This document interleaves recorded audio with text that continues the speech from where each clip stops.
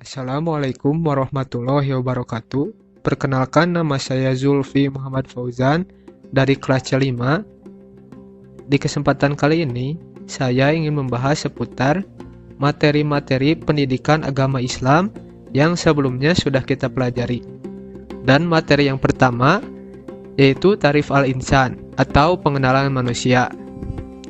Manusia berasal dari kata manu, Sangsekerta, dan mens dari bahasa Latin, yang berarti berpikir, berakal budi, atau makhluk yang berakal budi.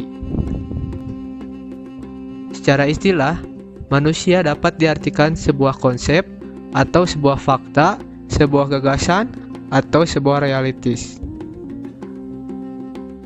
Manusia adalah salah satu makhluk ciptaan Allah Subhanahu wa Ta'ala yang memiliki peranan penting dalam kehidupan di muka bumi. Manusia juga dipandang sebagai makhluk yang paling tinggi derajatnya dibanding makhluk Allah yang lain. Asal penciptaan manusia menurut Al-Quran yaitu terbuat dari tanah dan ruh. Dan manusia terdiri dari 3 unsur yaitu kolbu atau hati, akal, dan jasad. Kolbu, di dalam hati terletak al-azmu atau tekad, keputusan, niat, dan rencana bersumber dari keyakinan.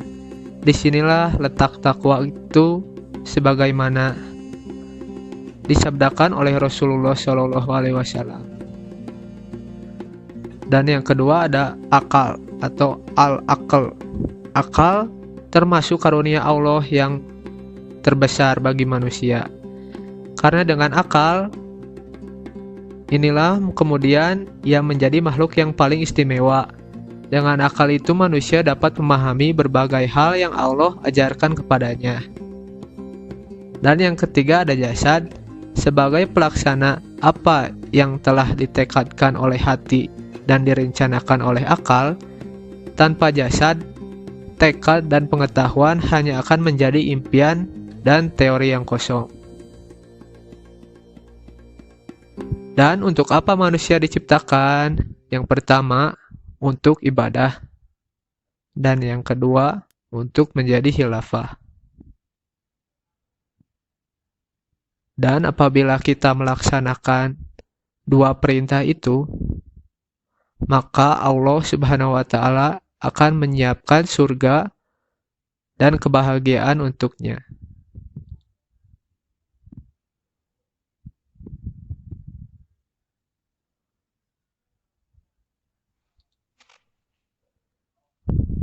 Dan materi yang kedua yaitu Ma'rifatul Insan, hakikat manusia. Sebagai seorang manusia, kita harus memahami hakikat dari diri dan kehidupan kita sebagai manusia. Yang pertama, makhluk. Menurut KBBI, makhluk adalah suatu yang dijadikan atau diciptakan oleh Tuhan, seperti manusia, binatang, dan tumbuhan. Sifat manusia ada 3, yaitu di atas fitrah, alal fitrah, atau alal fitrah. Manusia diciptakan alal fitrah maksudnya adalah diciptakan oleh Allah, ia diciptakan oleh fitrah atau berada di atas fitrah. Manusia diciptakan oleh Allah berada dalam kecenderungan kepada kebenaran dan patuh kepadanya. Dan yang kedua adalah lemah. Kelemahannya terutama dalam menghadapi godaan hawa nafsunya. Kadangkala mereka mengalami lemah tekad, lemah iman, dan lemah kesabaran. Dan yang ketiga ada bodoh. Allah mengungkapkan kode manusia dalam kebodohan. Dan manusia dimuliakan. Manusia adalah salah satu atau satu-satunya makhluk yang dimuliakan oleh Allah Subhanahu wa Ta'ala.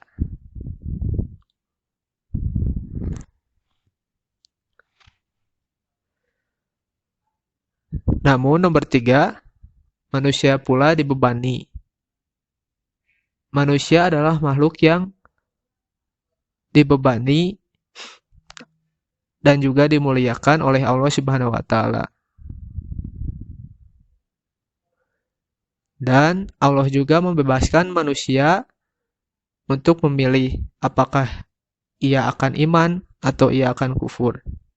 Tetapi itu juga pasti ada balasan, yaitu bila kita iman, maka kita akan mendapat surga, dan bila kufur, maka akan mendapatkan neraka. Dan yang ketiga ada hakikatul insan atau potensi manusia. Menurut KBBI, potensi adalah kemampuan yang mempunyai kemungkinan untuk dikembangkan dan disanggupkan. Dan manusia menurut KBBI adalah makhluk yang berakal budi, dan disimpulkan potensi manusia adalah suatu hal yang memungkinkan seseorang dapat mengembangkan kekuatan, keagungan, dan daya. Potensi yang diberikan oleh Allah Subhanahu wa Ta'ala kepada manusia meliputi potensi pendengaran, penglihatan, dan hati.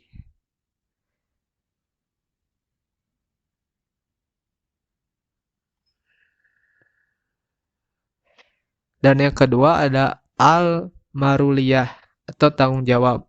Tanggung jawab adalah kesadaran diri manusia terhadap semua tingkah laku dan perbuatan yang disengaja atau tidak disengaja. Dan yang ketiga ada al-amanah. Al-amanah merupakan sesuatu yang dipercaya untuk dijaga, dilindungi, dan dilaksanakan. Mereka yang amanah akan dianugerahi kehormatan al-khilafah atau kepemimpinan.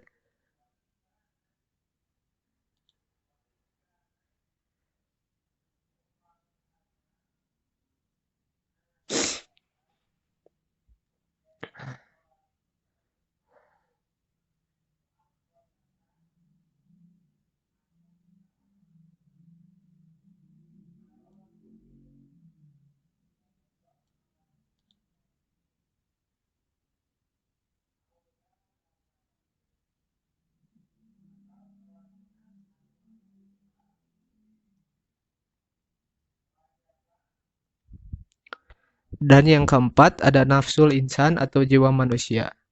Apa itu nafsu? Nafsu ada pada manusia setelah bercampur jasad dan ruh.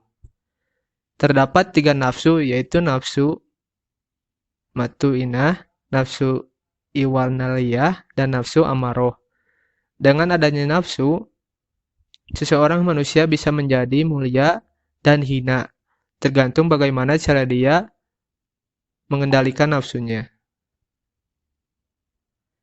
Definisi jiwa berasal dari bahasa Sanskerta, artinya benih kehidupan. Dalam berbagai agama dan filsafat, jiwa adalah bagian yang bukan jamaruh dari seseorang. Jiwa dalam bahasa Arab dikenal dengan istilah nafi, merupakan suatu kata yang memiliki arti banyak, sehingga harus dipahami sesuatu dengan penggunaannya. Kita harus memiliki beberapa arti, yaitu jiwa atau sesuatu yang memiliki eksistensi dan hakikat. Dalam pengertian ini, nafi terdiri atas tubuh dan ruh.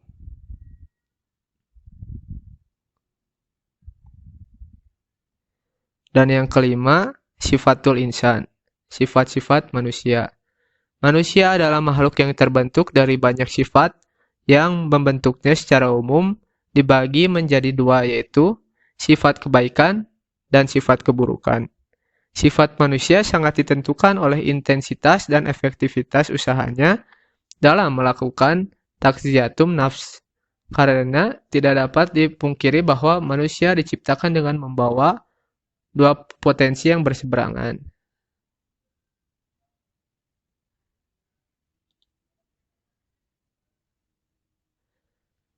Definisi takwa menurut Ibnu Qoyani, hakikat takwa adalah mentaati Allah atas dasar iman, baik perkara yang diperintahkan ataupun perkara yang dilarang.